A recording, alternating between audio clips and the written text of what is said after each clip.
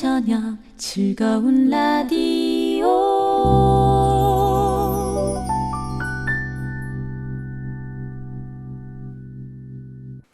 네, 우리는 누구인가 시즌2 어떻게 살 것인가? 어떻게 살 것인가 고민하고 있는 전국의 방송가족 여러분, 또 전 세계에서 중동 레바인? 중동에서도 이 방송을 듣고 있대요, 목사님. 그래요?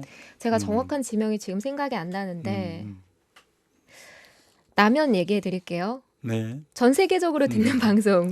네, 우리는 누구인가 시즌2인데요.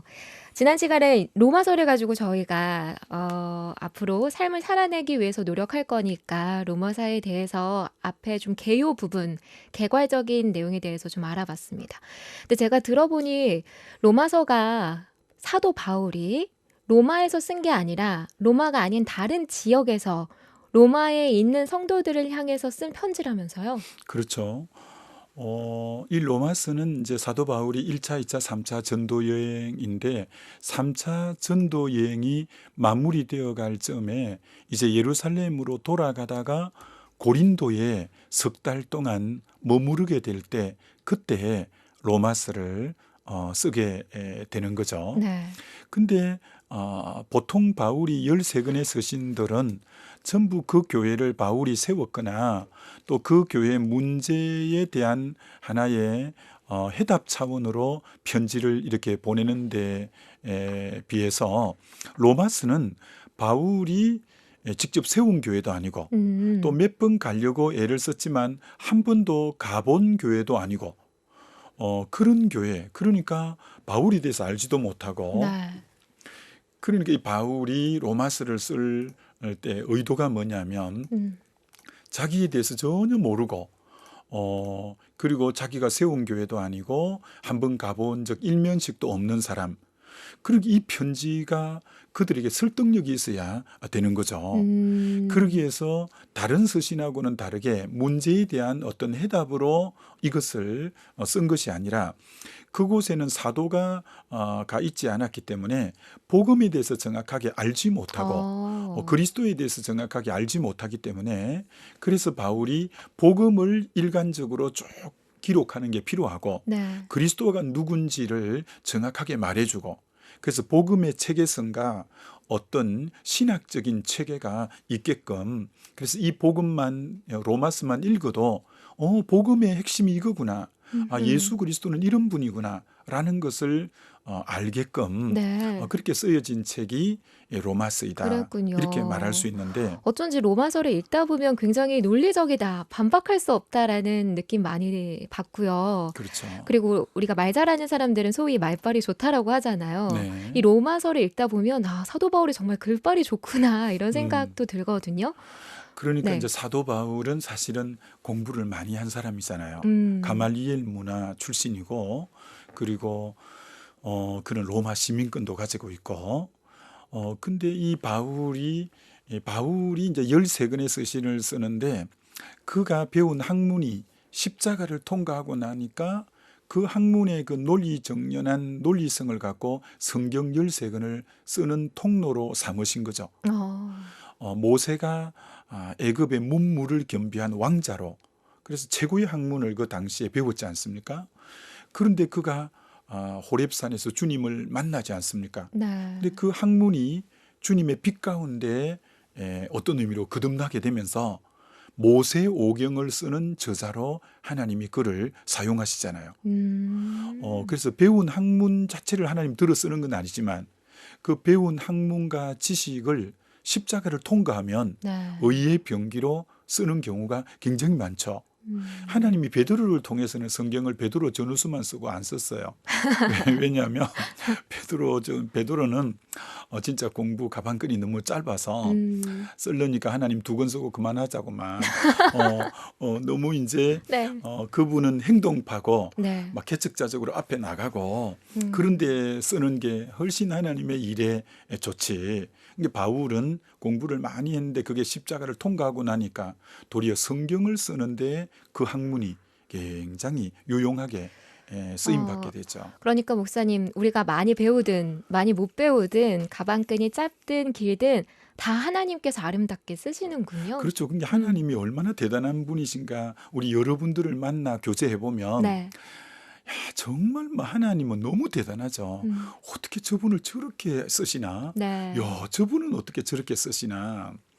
요즘 한참 그 우리나라 유명한 광고를 통해서 네. 복음 증거하는 전 세계적으로 복음 증거하는 분이 있는데 이분은 뭐 청와대 로고나 이런 것까지 만들 정도로 광고 분야에서 아주 대단한 분이었죠. 네. 근데 이제 그것이 복음의 빛 가운데 십자가를 통과하니까 복음 증거하는데 그 광고라는 그 아이디어를 통해서 하나님의 영광을 드러낼 때, 야, 하나님 너무 멋있으시다. 이렇게 느끼는 것처럼 네. 정말 하나님은 누구라도 먼지도 비치면 빛이 나는 것처럼 음, 아무리 미미하고 연약한 자라도 하나님의 빛 가운데 딱 붙잡히면 너무 아름답게 쓰임 받는 게 많은데 말씀해 주신 것처럼 바울의 논리정연함이 십자가를 통과하니까 이 복음을 설득하는 아주 보석과 같은 지식으로 변해버렸잖아요. 그렇죠. 그게 이제 로마서를 읽다 보면 여러분도 막 느끼실 거예요. 설득당하는 그런 느낌 네네. 당하거든요. 그게 설득의 3요소라고 불리는 거라면서요. 그렇죠. 이제 음. 이게 그 당시에 수사학이 아주 뛰어난 학문이고 철학이라 할 수 있죠. 이게 수사학에는 에토스, 파토스, 로고스라는 이 이제 3요소가 수사학의 3요소인데 에토스, 파토스, 로고스. 예, 로고스. 로고스는 많이 들어봤어요. 그렇죠. 네. 이 에토스라는 것이 뭐냐면은 글자 그대로 상대에 대한 신뢰가 있어야 설득이 된다는 거죠. 음, 상대에 대한 신뢰가 없는데 그가 하는 말을 내가 어떻게 믿어요? 두 번째는 파토스라는 것은 서로 감정적 교류가 있어야 그 논리가 받아들여진다는 거죠. 네. 감정적인 어떤 교감이 있을 때. 그다음 로고스는 논리 정연한 이 논리를 로고스라고 이렇게 말하는데 네. 근데 사도 바울이 정말 그것을 수사학을 우리가 조금 그 부분을 알고 로마서를 접근하면 깜짝 놀라는 게 한 번도 가보지 않는 사람 그리고 자기가 세운 교회도 아닌 자기 얼굴하고는 일면식도 없는 사람들에게 이 지금 복음을 설득시키고 그리스도를 믿게 하는 이 부분에는 방금 에토스라는 자기에 대한 신뢰성을 그분들이 가져줘야 자기가 쓰는 편지를 읽어주고 믿어주고 예. 그러기 위해서는 감정적인 교감이 이루어져야 되는데 만나지도 않고 지금 세운 교회도 아닌데 어떻게 감정적 교류가 이루어지며 그래서 어떻게 자기 논리가 먹혀 들어가느냐는 거죠. 네. 자, 그러기 위해서 이 바울은 로마서를 시작할 때 먼저 자기 소개를 4가지로 이건 앞으로는 점차 보게 될 것인데 네. 자기가 그리스도 예수의 종이라고 소개하고 네. 그리고 이제 사도라고 소개하고 자기 이름은 바울이라고 소개하고 복음을 위하여 택정함을 입은 자라고 먼저 자기에 대한 신뢰가 있어줘야 자기 말이 이 먼저 에토스 자기에 대한 신뢰성을 구축하기 위해서 자기를 믿어줘야 이 말에 논리가 먹혀 들어가니까 네. 내가 누군가를 아, 의도적으로 자기 정체성을 소개하는 거예요. 신선하네요. 사도 바울의 자기소개. 예. 그걸 아마 이제 다음부터 네. 쭉 계속 보게 될 때 정말 탁월하다는 걸 느끼게 될 거고 네. 두 번째는 그럼 감정적 교감이라는 게 또 이건 보통 힘든 게 아니잖아요. 안 본 사람 세운 교회도 아닌데 근데 어떻게 감정적 교감을 하느냐면 그 편지에다가 이렇게 써요. 1장 9절에 항상 내 기도에 쉬지 않고 너희를 말하며 그 편지를 읽으면서 우리를 위해서 항상 쉬지 않고 기도했구나. 기도한다고? 그러면서 뭔가 감정적 교감이 일어나게끔 하는 거예요. 네. 그리고 1장 10절에도 어떻게 하든지 너희에게 나아갈 좋은 길 얻기를 구하노라. 그렇게 내가 너희에게 나가기를 원한다라는 그 뭔가 감정적 교감을 일으키는 단어고요. 네. 그다음 13절에도 형제들아 내가 여러 번 너희에게 가고자 한 것을 너희가 모르기를 원하지 아니하노라. 난 몇 번 너희들에게 가려고 너희들이 보고 싶고 해서 복음 전하고 싶고 해서 정말 가고 싶었다. 그러니까 이 1장에다가 먼저는 에토스인 자기에 대한 신뢰성을 위해서 소개를 딱 하고 그다음 감정적 교감을 위해서 방금 말하는 것처럼 내가 쉬지 않고 기도하고 있다. 그리고 너희에게 할 수만 있다면 내가 어떻게든 나갈 좋은 길 얻기를 원한다. 그동안도 몇 번 나가려고 했다.